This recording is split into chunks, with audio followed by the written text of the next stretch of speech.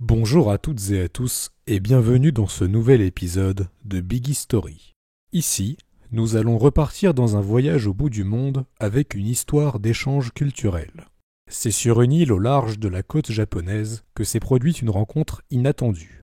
Perdus en mer au bout du monde, les premiers marchands portugais arrivent au Japon. Ils emmènent avec eux un objet qui ne laissera pas les locaux indifférents.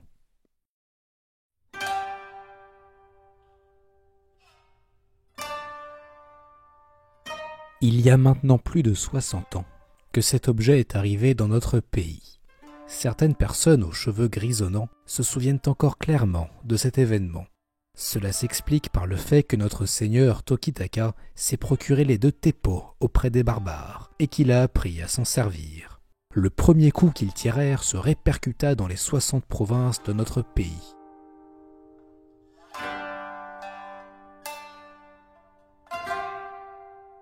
Avant de nous replonger dans les récits d'époque, voyons un peu le contexte dans lequel se sont produits les événements. Le Japon traverse une période d'instabilité qui dura plus d'un siècle. La période des 15 et 16e siècles japonais est l'ère Sengaku, l'époque des provinces en guerre. L'autorité du pouvoir central, le shogun, n'est plus que théorique, et tous les seigneurs, les daimyo, luttent pour étendre leur domaine. C'est une longue période de guerre et de rivalité. Au milieu du tumulte, une faction prit le dessus et entama progressivement l'unification du Japon, aboutissant à la fin des conflits en 1615 et au début d'une ère de paix et de prospérité, l'ère Edo. Les événements relatés ici se passent en 1543. On est encore loin de la fin des troubles. À cette époque, la mer du sud du Japon était un espace maritime très actif. L'île de Tanegashima voyait passer un trafic commercial intense de marchands chinois, japonais et des îles Ryukyu. De leur côté, les Portugais étaient en pleine expansion maritime. Ils se sont implantés en Asie en montant des comptoirs commerciaux. Ils recherchent de nouveaux marchés et ont entendu parler de terres encore plus à l'est que la Chine. L'histoire qui sera relatée ici correspond à l'arrivée des premiers Portugais au Japon. Plusieurs écrits racontent les événements de Tanegashima. Le premier texte que nous allons utiliser est le Teppoki, écrit en 1606 par le moine Nampo Bunshi. Il fut réalisé afin de commémorer la vie du seigneur Tokitaka de Tanegashima, présent au moment des faits. C'est une chronique écrite à la gloire de la famille dirigeante et imprégnée de morale confucéenne. Le deuxième écrit qui nous intéresse est une biographie d'un aventurier portugais. Fernão Mendes Pinto vécut plus de 20 ans en Asie, à naviguer d'un pays à l'autre. À son retour au Portugal, il écrit ses mémoires dans un livre qui sera publié après sa mort, Peregrinacham. Il est probable que Fernão n'ait pas vécu tout ce qu'il relate dans son livre. Son récit est très baroque, romancé, et il se retrouve un peu trop souvent embarqué dans des grandes histoires avec des personnages importants. Cependant, les descriptions, la géographie et les noms sont très souvent justes. Même s'il exagère et rapporte des événements auxquels il n'a pas participé, on retrouve toujours un fond de vérité à ses récits. Il est possible qu'il ne soit pas présent au moment des faits, mais son récit n'est pas non plus une pure invention. Il offre au moins une perspective portugaise sur l'affaire. Les différents écrits donnent différents noms aux protagonistes. Zeimoto et Boralo deviennent Murashokusha et Kirishita. Les Japonais ne mentionnent que 2 Portugais, et pas 3 comme le fait Pinto. Et maintenant, laissons Fernão Pinto et Nampo Bunshi nous conter l'histoire de la rencontre à Tanegashima. Bunshi écrit « Au sud de Gushu, au large de la côte, se trouve une île appelée Tanegashima. Mes ancêtres y vivent depuis des générations. Il y a quelques années, un grand navire est arrivé à l'aube dans la baie de Nishinomura. Personne ne savait de quel pays il venait. Il y avait une centaine de personnes à son bord, parmi lesquelles se trouvaient ceux dont les traits physiques différaient des nôtres et dont on ne comprenait pas la langue. Ceux qui les voyaient les trouvaient étranges. Parmi eux se trouvait un érudit du grand Ming. Il s'appelait Goho. Le chef de Nishinomura à l'époque était Oribe Nojo, qui connaissait bien le chinois écrit. Par hasard, il rencontra Goho et conversa avec lui en écrivant dans le sable à l'aide d'un bâton. Il écrivit « Nous ne savons pas de quel pays viennent ces gens à bord. Ils ont l'air étranges, n'est-ce pas ?» Goho lui répondit « Ce sont des marchands parmi les barbares du sud-ouest. Ils ont une certaine connaissance de la relation entre le supérieur et l'inférieur, mais pour le reste, ils ne connaissent pas la bienséance. C'est pourquoi, lorsqu'ils boivent, ils n'utilisent pas de gobelets, et lorsqu'ils mangent, ils utilisent leurs doigts et non des baguettes, comme nous le faisons. Ils expriment leurs sentiments sans aucun contrôle, et ils ne connaissent pas l'écriture ni son usage. Ces commerçants ont l'habitude d'aller d'un endroit à l'autre, troquant les choses qu'ils ont contre celles qu'ils n'ont pas. Ils ne sont pas très étranges, et sont tout à fait inoffensifs.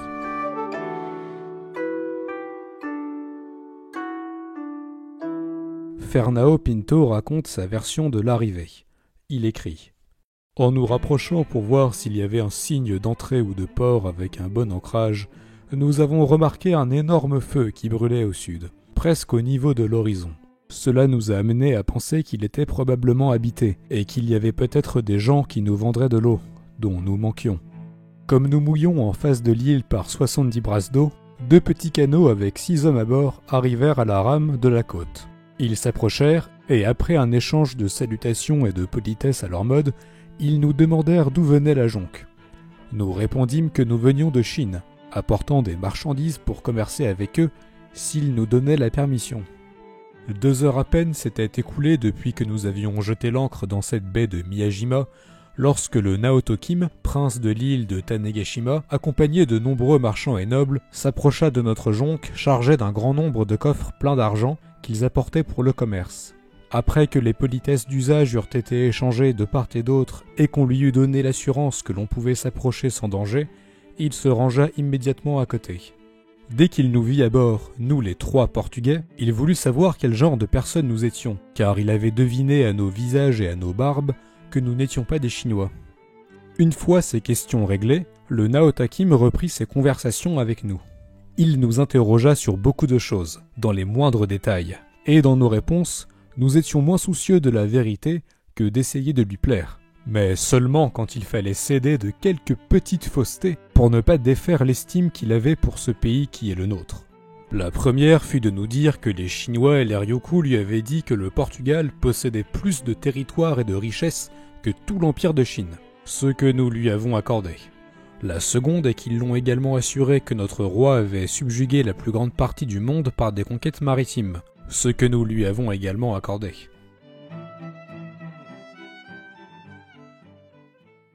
De son côté, Nampo Bunshi écrit « Il y avait 2 chefs parmi les marchands, l'un appelé Murashokusha et l'autre Kirishita Damota.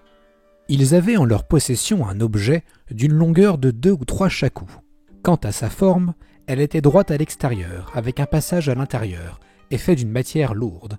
Bien que l'intérieur soit creux, le bas de l'objet est fermé. Il y a une ouverture sur le côté par laquelle on appliquait le feu. Sa forme ne pouvait être comparée à rien d'autre. Lorsqu'on l'utilisait, on y mettait une mystérieuse poudre et une petite pastille de plomb. Au début, une petite cible était placée sur une berge. Au moment de la décharge, l'homme saisissait l'objet d'une main, se redressait, se tenait droit et louchait d'un œil. Lorsque le feu sortait de l'ouverture, le plomb atteignait toujours la cible de plein fouet. L'explosion était-elle un éclair et le bruit comme un roulement de tonnerre. Tous les spectateurs se sont bouchés les oreilles. Un seul tir de cet objet peut faire s'écrouler une montagne d'argent et briser un mur de fer. Une personne agressive à l'égard d'un pays voisin perdrait instantanément la vie si elle était touchée. Il va sans dire que cela vaut également pour les cerfs qui ravagent le riz qui vient d'être planté. Il est impossible de dénombrer les nombreuses façons dont cet objet peut être utilisé dans le monde. En le voyant, le seigneur Tokitaka a pensé qu'il s'agissait de la merveille des merveilles.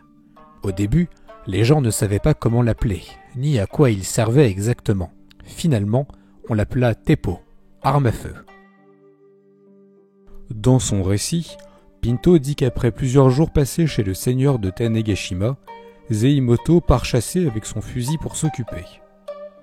Les Japonais le voient et commencent à lui poser des questions sur cet objet.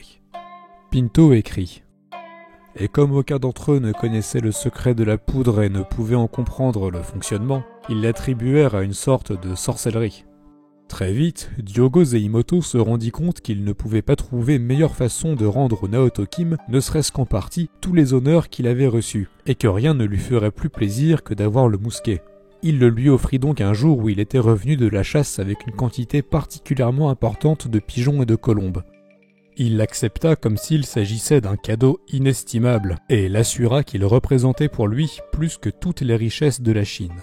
En retour, il lui donna 1000 taels d'argent, et le supplia de lui apprendre à fabriquer la poudre, car sans elle, le mousquet n'est qu'un vulgaire morceau de métal, ce que Zeimoto promit de faire, et il tint parole. À partir de ce moment-là, le principal plaisir et passe-temps du Naoto Kim fut de s'exercer avec ce mousquet. Voyant que rien ne lui procurait plus de joie, les siens décidèrent d'en faire fabriquer de nouveau sur le modèle de ce mousquet, et ils ne tardèrent pas à s'y atteler.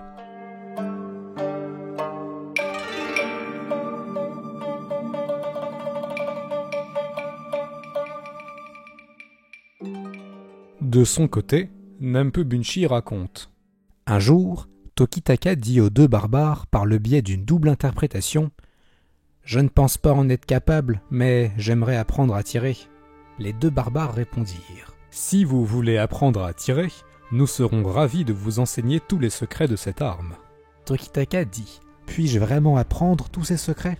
Les barbares répondirent: « Les secrets ne résident que dans la rectification de votre cœur et dans le fait de loucher d'un œil. » Nampo continue en prêtant des réflexions philosophiques aux Portugais qui expliquent que pour tirer, il faut suivre des préceptes bouddhistes et confucéens, ce qui est très certainement un ajout de sa part.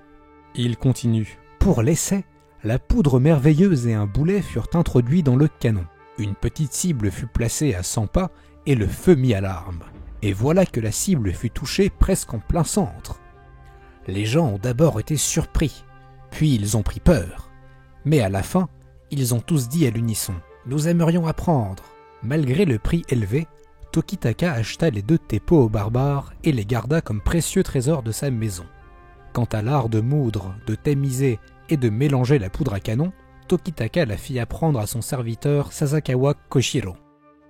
Tokitaka s'exerça sans relâche au tir, du matin au soir. Grâce à cela, il réussit à convertir les ratés de ses premières tentatives en réussites, 100 réussites sur 100 tirs. L'année suivante, des marchands barbares du sud revinrent et pénétrèrent dans la baie de Kumano, sur notre île. Il y avait parmi les marchands un forgeron, que Tokitaka considérait comme une aubaine, et il ordonna au seigneur Kinbei Kiyosada d'apprendre à fermer l'extrémité du canon qui s'insérait dans la crosse. Au bout de quelques jours et de quelques mois, il parvint à la fermer et à l'achever. En un peu plus d'un an, plusieurs dizaines de teppos furent fabriqués. Ensuite, la crosse en bois fut fabriquée et l'ornement, qui ressemble à une clé, fut ajouté. L'intérêt de Tokitaka ne résidait ni dans la crosse en bois, ni dans l'ornement, mais dans la façon dont l'arme pouvait être utilisée en temps de guerre. C'est pourquoi ses serviteurs, proches et lointains, s'entraînèrent avec l'arme, et beaucoup d'entre eux étaient capables d'obtenir 100 coups sur 100.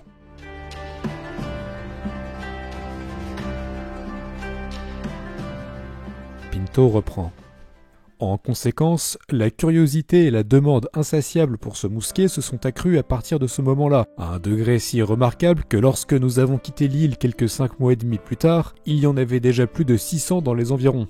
Par la suite, la dernière fois que j'ai été au Japon en l'année 1566, les Japonais m'ont assuré que dans la ville de Fucheo, qui est la capitale du royaume de Bongo, il y en avait plus de 30 000.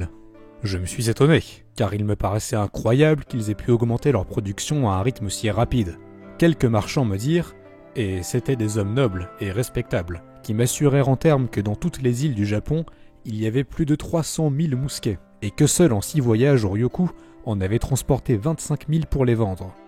Ainsi, à cause du seul mousquet que le bien intentionné Zeimoto offrit au Naoto Kim en signe d'amitié, pour le remercier de tous les honneurs et faveurs qui lui a été accordés, comme je l'ai déjà mentionné, le pays en fut tellement inondé qu'aujourd'hui, il n'y a pas un village ou un hameau, aussi petit soit-il, où ils ne produisent pas une centaine ou plus. Et dans les villes et villages importants, on ne parle de rien de moins que de milliers de mousquets.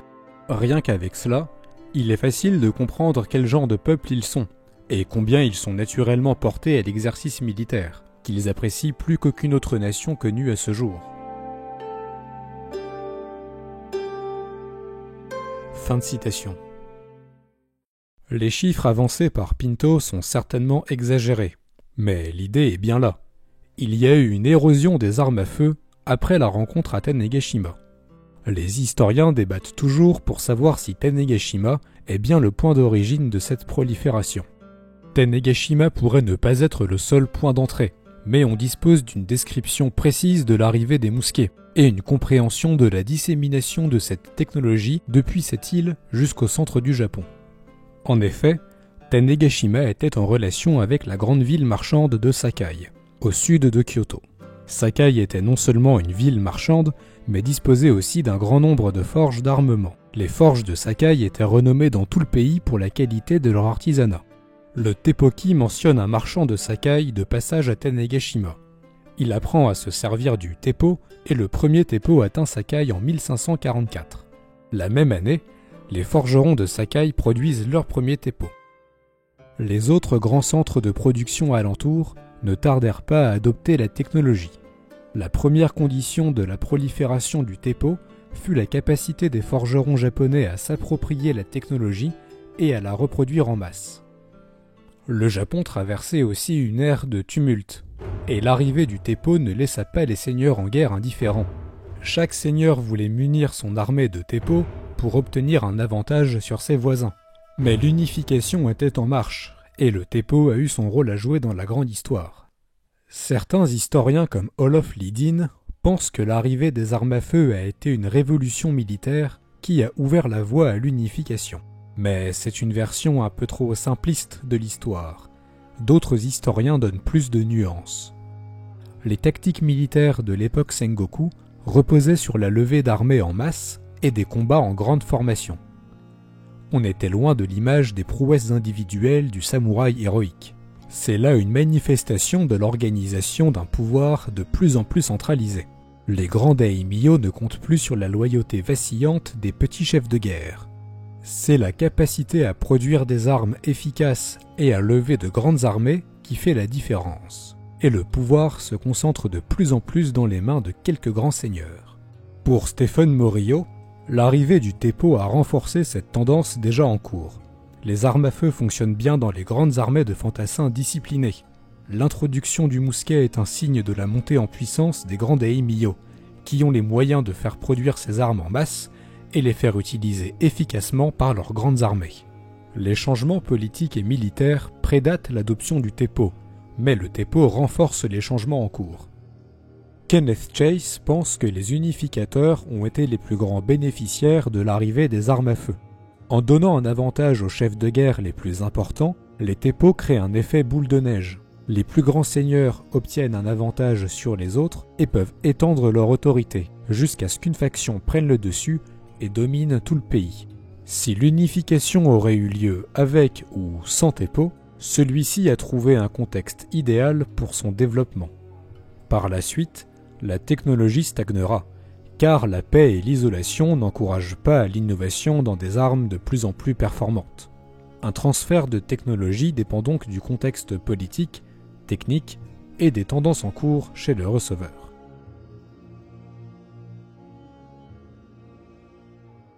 Ainsi, les écrits de Pinto et Bunshi offrent deux perspectives sur un même événement aux conséquences importantes.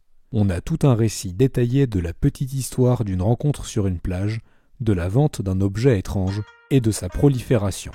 La petite histoire vint s'inscrire dans la grande lorsque l'objet en question sera adopté dans tout le pays et se retrouvera au cœur du changement vers une nouvelle époque.